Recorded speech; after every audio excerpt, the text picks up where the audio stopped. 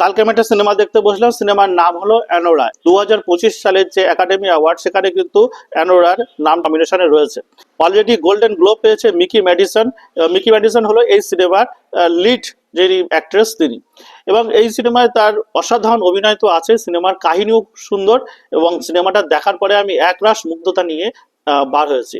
এই সিনেমাটায় শেষে মানে দেখানো হয়েছে একজন সেক্স ওয়ার্কার, যার ভূমিকায় রয়েছে মিকি ম্যাডিসন। তিনি কি করেন, যে বড় লোক যাদের তাদেরকে মানে বেশি বেশি বড় লোক তাদেরকে মোটামুটি একটা সার্ভিস দেন। তো এমনই একটি বাচ্চা ছেলে, যে তার 21 কি 22 বছর বয়স, তার সাথে যখন সে থাকে তখন সেই ছেলেটা তাকে প্রপোজ করে বসে এবং তাকে বিয়ে করে। এই ছেলেটা হলো একজন বিশাল বড় কোটিপতির ছেলে।